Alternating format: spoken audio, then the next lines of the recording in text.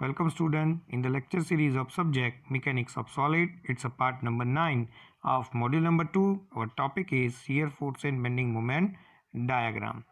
Let's start our lecture with the new project. It's Durgam Cheruvu Bridge project situated in Hyderabad, Telangana, India. The length of project is 233 meter and the cost of the project is 154 crore.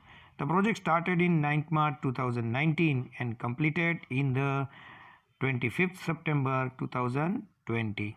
The construction completed by the company L&T Construction. With this pride, let's start our lecture. And example number 4, draw shear force and bending moment diagram for a simply supported beam as shown in figure. So let's solve this example. So students, यहाँ पे simply supported beam दिया गया है AB and there are 2 point loads of 5 kilonewton given at point C and D. Also 1 kilonewton per meter UDL is given on the entire beam, and we want to draw shear force and bending moment diagram of this given data. As we know that first step is to draw a free body diagram. So हमें क्या करना है, पहले step में हमें free body diagram बनाना है. तो free body diagram कैसे बनाएंगे? Removing first the support and apply the reaction force. So here in the simple support the reaction is RA and at the roller support the reaction is RB. Also I am convert this UDL into concentrated load. Just load multiply by the distance and load is applying at the midpoint of the span AC, CD and DB. आप लोग क्या कर सकते हैं, पूरा का पूरा जो UDL दिया गया है उस पूरे के पूरे UDL को, यहाँ पे UDL लग रहा है टोटल 3 + 3 6 + 9 मीटर स्पान में UDL लग रहा है. अगर आपको सपोर्ट रिएक्शन का एग्जांपल यहाँ पे कैलकुलेट करना है तो आप लोग क्या कर सकते हैं, 1 × 9 कर सकते हैं और पूरा का पूरा जो UDL है उसका कॉन्सेंट्रेटेड इक्विवेलेंट कॉन्सेंट्रेटेड लोड जो है वो आप C × D के बीच में यहाँ पे at the distance of 4.5 metre from A लगा सकते हैं. पर अगर आपको शेयर फोर्स और बेंडिंग मोमेंट डायग्राम तो करने हैं तो आपको इसका जो शेयर फोर्स डायग्राम और बेंडिंग मोमेंट डायग्राम के लिए जो फ्री बॉडी डायग्राम बनाना है वो कुछ इस तरह से बनाना पड़ेगा. यहाँ पे हमने क्या किया है, AC, CD और DB तीनों पार्ट को अलग अलग पोर्शन में डिवाइड करके हम लोगों ने उसको UDL को कॉन्सेंट्रेटेड लोड में कन्वर्ट किया है. So now our second step, find out और calculate the reaction RA and RB. Here the beam is simply supported beam, and for the calculation of the support reaction I am applying our condition number 1, that is sigma f of H is equal to 0. Second condition, sigma f of V is equal to 0. और आप यहाँ पे sigma F of y is equal to 0 भी लिख सकते हैं और आप लिख सकते हैं sigma v is equal to 0, कुछ भी आप लोग लिख सकते हैं. सो यहाँ पे let's take the upward force positive and the downward force negative. Sign convention choose करेंगे, upward force positive, downward force negative choose करेंगे. So RA is upward force taken as positive plus RB is also upward तो taken as positive and the downward forces are 3 + 5 + 3 + 5 + 3 so is equal to 19 kilonewton. Say equation number 1. Now our third condition is sigma m is equal to 0, clockwise moment positive and anti-clockwise moment negative. So here I am taking the moment at A. Moment कहाँ पे ले रहे हैं हम लोग, A point पे ले रहे हैं. सो यहाँ पे RA इंटू परपेंडिकुलर डिस्टेंस नहीं है इसलिए is equal to 0. The moment of 3 kilonewton force is clockwise direction and distance is 1.5 meter, taken as positive. 3 into 1.5 plus 5 kilonewton moment also positive because it is in clockwise direction and the distance up to A, that is 3 meter. So 5 multiplied by 3 plus 3 kilonewton. Moment of this 3 kilonewton force is in clockwise direction and the distance is 3 plus 1.5. So 3 into 4.5 plus the moment of that 5 kilonewton force again in clockwise direction. So 5 multiplied by 6 plus 3 multiply by moment of that 3 kilonewton force at A is in clockwise direction taken as positive, and the distance is 3 plus 3 6 plus 1.5 is 7.5. At last, the moment of that RB, the reaction force RB at B, and the moment of that force is in clockwise anti-clockwise direction to taken as negative. So RB multiply by entire length of beam, that is 9 meter. So now by the mathematical simplification we get RB is equal to 85.5 divided by 9, so that is equal to 9.5 kilonewton. Putting this value of RB into our equation number 1, so we get RA is equal to 9.5 kilonewton. सो यहाँ पे लिख देता हूँ मैं 9.5 kilo newton and RB is equal to also 9.5 kilo Newton.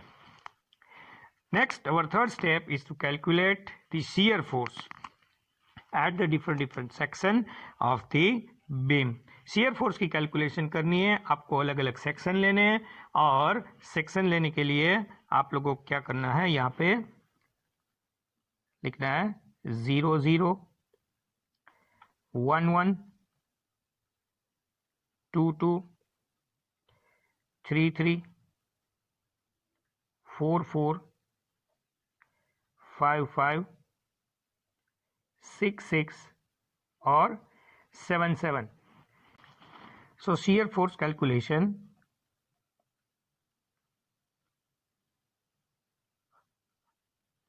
Sign यहाँ पे हम लेंगे सेक्शन के left hand side upward force positive, downward force negative, और सेक्शन के right hand side downward force positive and upward force negative consider करेंगे. जितने भी सेक्शन लिए हैं पॉइंट पे, उस सेक्शन के लेफ्ट हैंड साइड वाला बीम का पोर्शन कंसीडर करेंगे. साइन कन्वेक्शन यहाँ पे यूज करेंगे, upward force positive and downward force negative.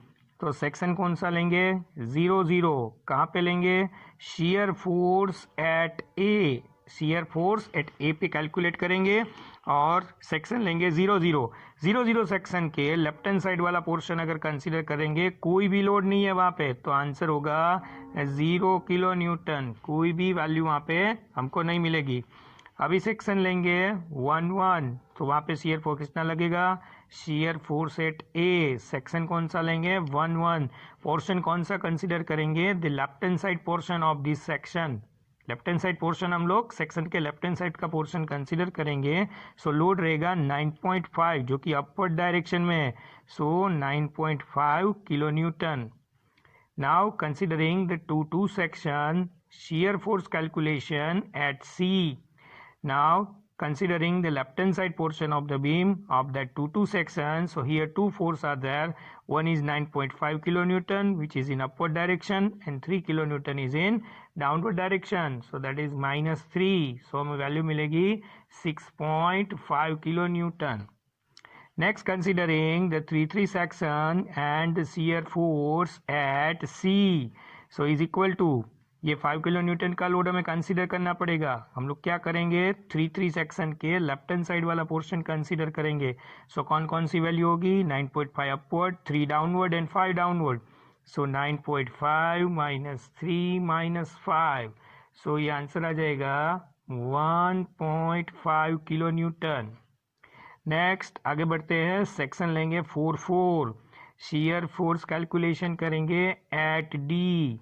So is equal to 9.5 upward, 3 downward minus 5 downward minus 3 downward minus, so ये मिलेगा -1.5 kilo newton. Next take section 5 5. Shear force का calculation होगा at D. So answer क्या मिलेगा, -1.5.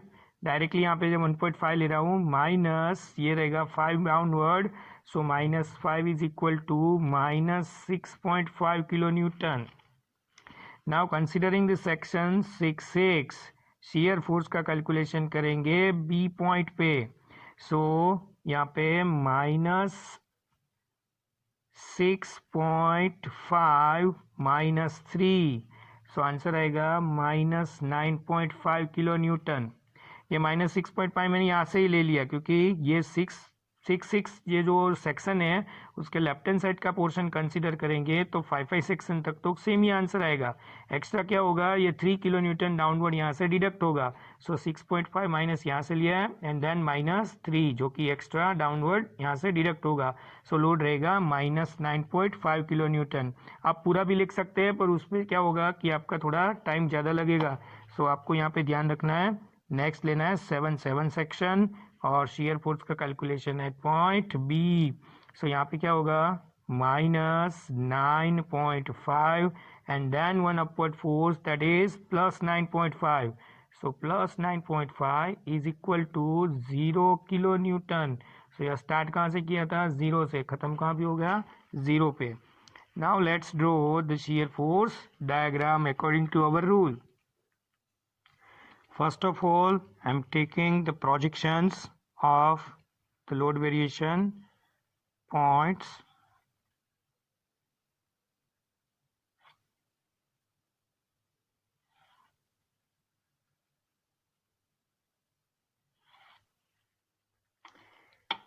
C यहाँ पे positive value आएगी, यहाँ पे नेगेटिव, और ये D और ये B। ए पॉइंट पे क्या वैल्यू मिलेगी, 2 वैल्यू मिलेगी, 0 एंड प्लस 9.5। तो ये 0 हो गया, ये 9.5 kilo newton. At point C 2 value positive, 1 रहेगा 6.5, यहाँ पे आएगा 6.5 किलो न्यूटन। सेकंड वन रहेगा 1.5 kilo newton. At D 2 value मिलेगी माइनस में, सो यहाँ पे होगा minus 1.5 kilo newton and second value होगी माइनस 6.5 किलो न्यूटन। लास्ट में बी पे क्या मिलेगा, minus 9.5 kilo newton and the 0। Joint करेंगे यहाँ पे ए और सी के बीच में क्या दिया गया हमें, फर्स्ट ले लो, ए पॉइंट पे पॉइंट लोड है तो यहाँ पे वर्टिकल लाइन आएगी 0 से 9.5। बिटवीन ए और सी यहाँ पे क्या दिया गया है, यूडीएल है, तो यूडीएल के लिए कौन सी डिग्री कर्व यूज करेंगे, इंक्लाइन लाइन, और 1 डिग्री कर्व ड्रॉ करेंगे। तो ये जो हमको वैल्यू से भी पता चल रहा है 9.5 में से 6.5 इंक्लाइन लाइन आएगी। सी पॉइंट पे वर्टिकली डाउनवर्ड फोर्स लग रहा है तो यहाँ पे आएगी वर्टिकल लाइन, और सी और डी के बीच में अगेन यूडीएल लग रहा है, तो यहाँ पे क्या आएगा, 1 डिग्री कर्व यानी कि इंक्लाइन लाइन जो कि ये ज्वाइंट कर रही है। ये क्या हो गया है, सी और डी के बीच में से ये ई पॉइंट पे, सी और डी के बीच में से ई पॉइंट में से क्या हो रहा है, एक पॉइंट ले रहे हैं ई। अगेन बात कर रहे हैं डी पॉइंट पे वर्टिकल डाउनवर्ड पॉइंट लोड आएगा, सो यहाँ पे वर्टिकल लाइन डी और बी के बीच में यूडीएल लग रहा है तो यहाँ पे क्या होगा, अगेन क्या होगी, इंक्लाइन लाइन आएगी, ये आगे इंक्लाइन लाइन, और यहाँ पे फिर से पॉइंट लोड लग रहा है अपवर्ड डायरेक्शन में, सो ये होगी वर्टिकल लाइन। सो ये अपवर्ड फोर्स लग रहा है, यहाँ पे डाउनवर्ड और फिर से यहाँ पे अपवर्ड। सो ये हो गया हमारा शियर फोर्स डायग्राम। याद रखिए जहाँ पे शियर फोर्स डायग्राम अपनी साइन चेंज करता है वहाँ पे बेंडिंग मोमेंट डायग्राम पे, उस पॉइंट पे बेंडिंग मोमेंट डायग्राम जो होगा वहाँ पे मैक्सिमम बेंडिंग मोमेंट हमको मिलेगी, जो कि हम लोग कैलकुलेशन से भी पता लगाएंगे। याद रखिएगा हमने यहाँ पे एक पॉइंट लिया है जिसका नाम है ई, और बेंडिंग मोमेंट हमें ई पॉइंट पे भी कैलकुलेट करनी है जहाँ पे हमको मैक्सिमम बेंडिंग मोमेंट मिलेगी। तो चलो करते हैं बेंडिंग मोमेंट का calculation. So let's start bending moment calculation.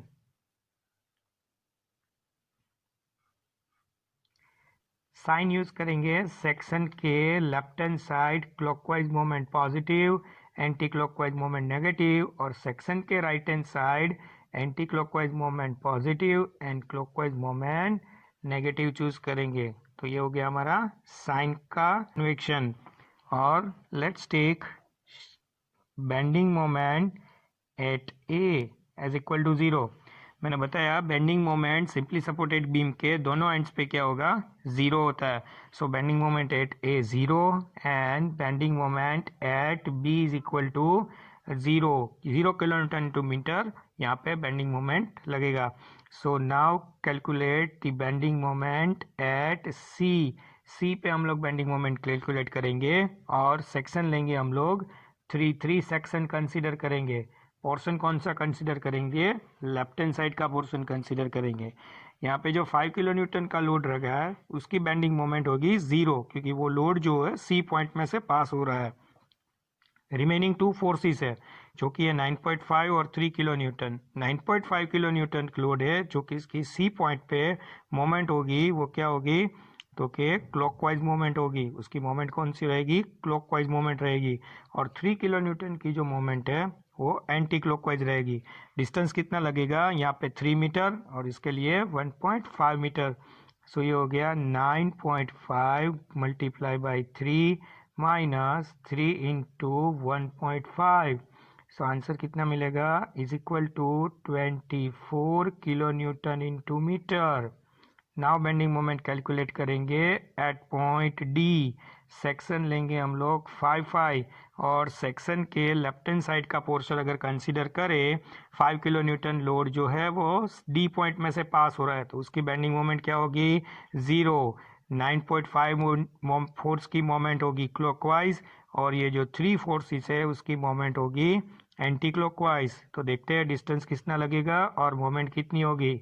9.5 multiply by 3 plus 3 उसका डिस्टेंस होगा 3 प्लस 3 यानी कि 6 माइनस ये जो 3 किलो न्यूटन का फोर्स लग रहा है 3 उसका डिस्टेंस होगा 4.5 माइनस 5 किलो न्यूटन का फोर्स का डिस्टेंस होगा मल्टीप्लाई बाय 3 माइनस जो कि 3 किलो न्यूटन का फोर्स लग रहा है उसका डिस्टेंस होगा 1.5. तो इसका आंसर क्या आएगा? Is equal to 24 kilo newton into metre जो कि सेम होगा एट दी सी पॉइंट पे जो लगेगा उसका. नाउ बेंडिंग मोमेंट कैलकुलेट करेंगे एट ई. बेंडिंग मोमेंट ई पॉइंट पे कैलकुलेट करेंगे.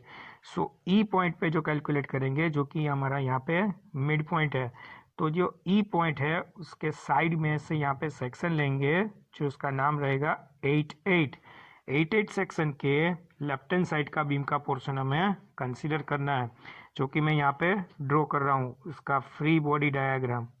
सो ये हो गया हमारा ई पॉइंट और यहाँ पे हमारा सेक्शन है 8. ई पॉइंट पे कोई फोर्स नहीं लग रहा है. यहाँ पे हमारा सी पॉइंट है जहाँ पे 5 किलो न्यूटन का फोर्स लग रहा है. यहाँ पे हमारा रिएक्शन फोर्स है जिसकी वैल्यू है 9.5 किलो न्यूटन और यहाँ पे जो यूडीएल है उसका मैंने पॉइंट लोड लिया है. तो ये यूडीएल का जो पॉइंट लोड होगा वो होगा 3 किलो न्यूटन और यहाँ पे जो यूडीएल इतने पोर्शन में C2E में जो यूडीएल लग रहा है उसकी वैल्यू होगी 1 किलो न्यूटन. सॉरी उसकी वैल्यू होगी 1.5 किलो न्यूटन.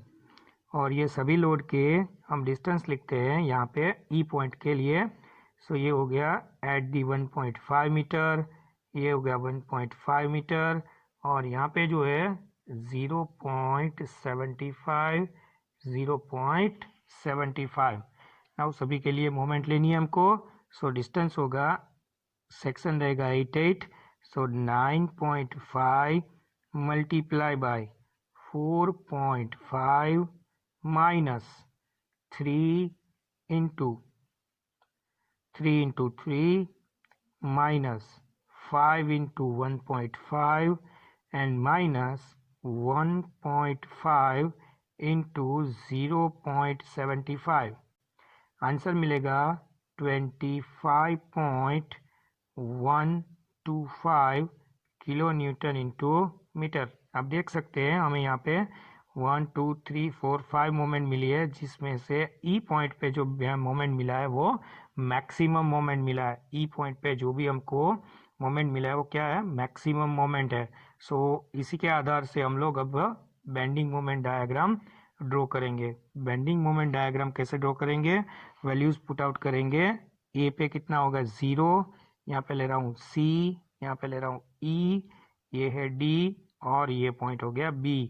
बी पे भी क्या वैल्यू है 0, ए पे भी क्या वैल्यू है 0, सी पे कितनी है 24 kilo newton into metre, D पे भी सेम वैल्यू है 24 kilo newton into metre, E point पे वैल्यू है 25.125 किलो न्यूटन इंटू मीटर। और यहाँ पे क्या है यूडीएल है, between A and C UDL दिया गया है हमें, तो यहाँ पे पैराबोलिक कर्व आएगा, parabolic curve 2 degree curve. Then after C to D के बीच में भी क्या है यूडीएल दिया गया है, तो यहाँ पे क्या रहेगा, उसके लिए भी आपको पैराबोलिक कर्व ड्रॉ करना है। और डी और बी के बीच में भी यूडीएल है, तो आपको पैराबोलिक कर्व ड्रॉ करना है। सो ये हो गया हमारा bending moment diagram. Before we start our new example, first of all learn about the theory concept of point of contraflexure. It is the point on the bending moment diagram where the bending moment changes the sign from positive to negative or negative to positive. It is a point where the beam tends to bend in opposite direction. It is also called inflection point. At the point of inflection point or contraflexure, the bending moment is 0. Normally, the cantilever beam shear force is positive and bending moment is negative, while for simply supported beam, shear force is negative and bending moment is positive. Overhanging beam is a combination of cantilever and simply supported beam, thus point of contraflexure normally occurs in overhanging beam. So let's learn our next example. It is example number 5. Draw shear force and bending moment diagram of overhanging beam as shown in figure. Here the portion BD is given overhanging. Let's solve this example. Dear student, here cantilever beam is given, right hand side cantilever beam is given, part BD having a UDL of 20 kN per meter is cantilever portion of the beam. BD यहाँ पे जो part दिया गया है वो हमें cantilever दिया गया है जिस पे यूडीएल लग रहा है 20 किलो न्यूटन पर मीटर का। बिटवीन ए और सी यूडीएल लग रहा है जिसकी वैल्यू है 10 किलो न्यूटन पर मीटर। अब हम यहाँ पे शियर फोर्स और बेंडिंग मोमेंट डायग्राम ड्रॉ करना है। Want to draw shear force and bending moment diagram. For that क्या करना पड़ेगा, हमें पहले फ्री बॉडी डायग्राम ड्रॉ करना पड़ेगा। फ्री बॉडी डायग्राम ड्रॉ करने के लिए हमको क्या करना पड़ेगा, उसके लिए हमको जो भी सपोर्ट दिए गए हैं उस पर रिएक्शन से अप्लाई करने हैं। सपोर्ट के रिएक्शंस हमको यहाँ पे ड्रॉ करने हैं और उसके बाद जो भी यूडीएल दिए गए हैं उसको पॉइंट लोड या कॉन्सेंट्रेटेड लोड में हमको कन्वर्ट करना है। Here the 10 kilonewton per meter UDL convert into the concentrated load, just 10 multiplied by 3 that is 30 and 20 multiplied by 1 so 20 kilonewton concentrated load. Applying at the center 3 metre AC जो दिया गया 3 metre उसको divide करेंगे 1.5 और here the distance BD is 0.5 और 0.5 दो part में divide होगा और उसके सेंटर में 20 किलो न्यूटन पॉइंट लोड जो भी लगेगा। और नेक्स्ट हमको क्या करना है, ये सिंपल सपोर्ट रिमूव करके आर ए रिएक्शन और बी रोलर सपोर्ट रिमूव करेंगे R B reaction. Now next second step is to applying 3 equilibrium condition and calculate the reaction R A and R B. So first sigma F of X is equal to 0, कोई भी horizontal load नहीं दिया गया है तो उसकी ज़रूरत नहीं है कैलकुलेट करने की। Next sigma F of Y is equal to 0, upward force positive, downward force negative. So यहाँ पे 2 अपवर्ड फोर्सेस हैं R A plus R B, so 30 plus 20 ये तीनों डाउनवर्ड फोर्स है, so is equal to 80 kilo newton. So equation number 1। Next is sigma M is equal to 0, clockwise moment positive लेंगे, anti clockwise negative लेंगे और moment कहाँ पे लेंगे, ए पे। मोमेंट जो की है हमको ए पॉइंट पे लेनी है। सो आर ए जो फोर्स है, जो रिएक्शन फोर्स है वो ए पॉइंट में से पास हो रहा है तो उसका जो परपेंडिकुलर डिस्टेंस होगा वो कि 0 होगा, सो उसकी मोमेंट होगी 0। Then after that 30 kilo newton force moment is in clockwise direction and perpendicular distance is 1.5, so that is 30 multiplied by 1.5. then after 30 multiplied by 30 multiplied by 3, then after plus 20 multiplied by 3 plus 2 5 into 0.5 that is 5.5 is equal to RB multiplied by 5. So now calculate करेंगे R B की value. So R B is equal to 49 kilo newton. Putting this value of RB into the equation number 1, so we get RA is equal to 31 kilo newton. So यहाँ पे RB की value मिलेगी 49 kilo newton and RA की value मिलेगी 31 kilo newton. Now shear force की calculation करेंगे. So shear force की calculation कैसे करेंगे? सेक्शन कंसीडर करेंगे और उसके राइट साइड और लेफ्ट हैंड साइड जो भी साइन कन्वेक्शन दिखाएंगे और लेफ्ट हैंड साइड का जो बीम का पोर्शन है उसको हम कंसीडर करेंगे. So first of all section consider करेंगे. टेकिंग सेक्शन एट ए से 0 0 1 1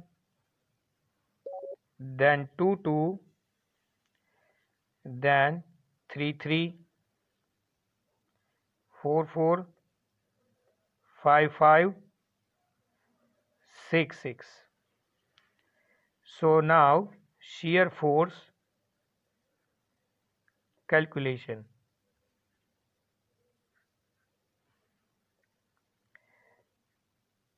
Section के right hand side upward force positive, downward negative, and right hand side downward positive, upward negative. Shear force at A section 0 0 and value of force is 0. Shear force at A section 1 1 and here at section 1 1 considering the portion of beam left hand side, upward force 31 kilonewton. Next, shear force at C section 2 2, then the upward force is 31 and downward force is 30. So here the value is 1 kilonewton.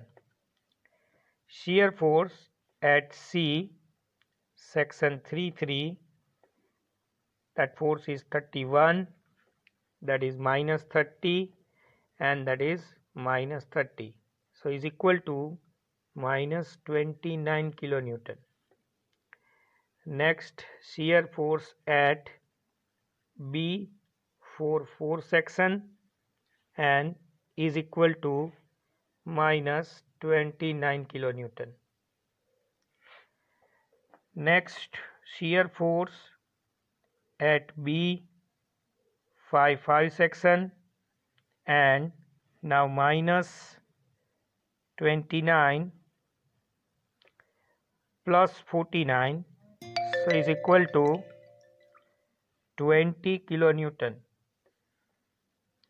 Now shear force at D section 6 6, 20 minus 20, so is equal to 0 kilonewton. So values लिखेंगे यहाँ पे A point पे 0 and 31 kilonewton, at C 1 kilonewton positive and at point C 1 kilonewton is positive and 29 negative. So here 29, here is 1 kilonewton, here is 29 kilonewton. At B 1 is 29, so 29 kilonewton, and at B positive plus 20 kilonewton, and at D that is 0. So अभी diagram draw करेंगे A और C के बीच में UDL. So but obvious पहले तो यहाँ पे upward force vertical, so vertical line. Then after between A and C UDL is given, so inclined line 1 degree curve at point C, vertical downward force, so that is downward line. Between C and B there is no load, 0 degree curve or horizontal line. At B upward concentrated load, vertical line, and B and D again UDL, so that is incline line. सो ये हमारा हो गया shear force diagram, जो positive और negative direction में आएगा। Now next calculate करेंगे bending moment. So bending moment calculation, bending moment calculation, sign convention, section के left hand side clockwise moment positive, anti clockwise moment negative, anti clockwise positive, clockwise moment negative. So bending moment at A, that is equal to 0, and here the bending moment at D is equal to 0. Now remaining 2 points, the bending moment at C section 3 and is equal to 31 multiplied by 3.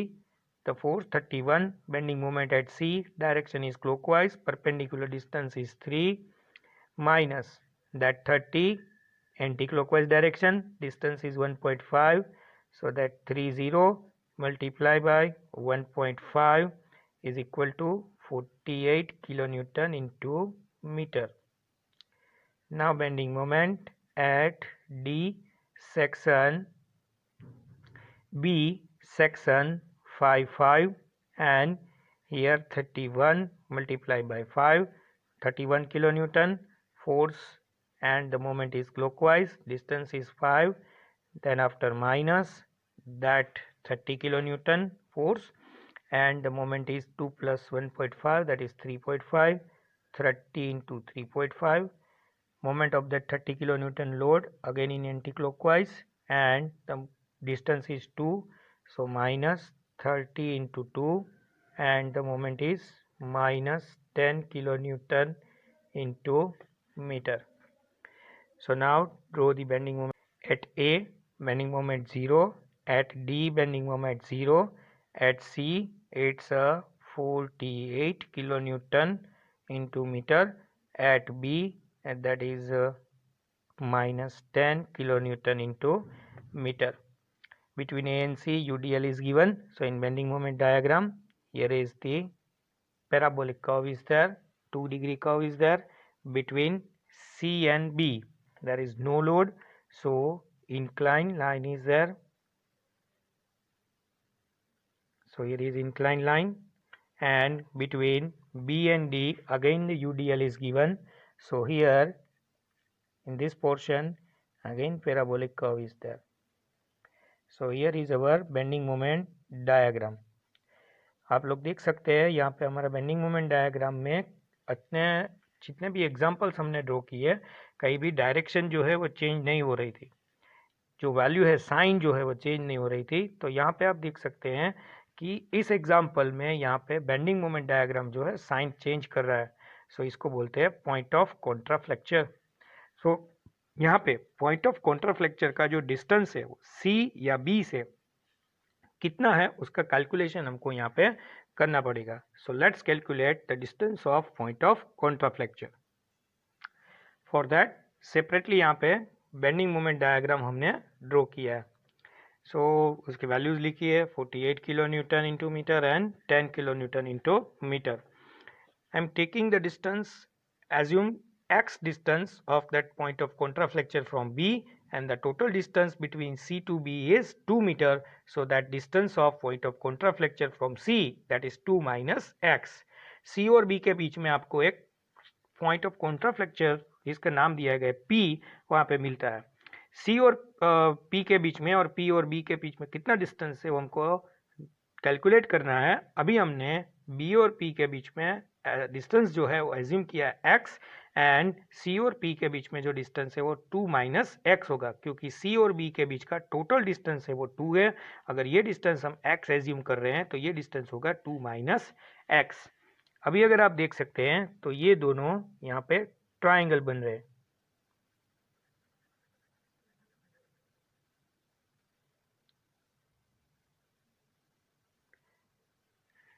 सो हम क्या करेंगे, calculation के लिए similar triangle लेंगे। Calculation के लिए similar triangle का यहाँ पे मैथमेटिकली कैलकुलेट करने के लिए दो सिमिलर ट्रायंगल जो यहाँ पे बन रहे हैं उसको हम लोग यूज़ करेंगे। उसकी दो जो साइड्स है उसका हम लोग वैल्यू लेके यहाँ पे एक्स डिस्टेंस को फाइंड आउट करेंगे। सो ये जो डिस्टेंस है वो कितना होगा 10 और ये हमने एज्यूम किया है x। So x divide by 10, ये जो डिस्टेंस है वो कितना होगा 2 माइनस एक्स और इसकी वैल्यू है 48। सो यहाँ पे 2 minus x divide by 48। So यहाँ पे क्रॉस मल्टीप्लीकेशन होगा 48 into x and 2 minus x into 10। 10 multiply by 2 20, 10 into x 10x, 10x minus है यहाँ पे प्लस होगा। So total 48 plus 10x is equal to 58x is equal to 20। So x is equal to 0.345 metre होगा। So students, it's the end of part number 9. We will meet in our next part in which we will solve a more number of example of this topic. So thanks for watching, keep learning and wish you good luck to all.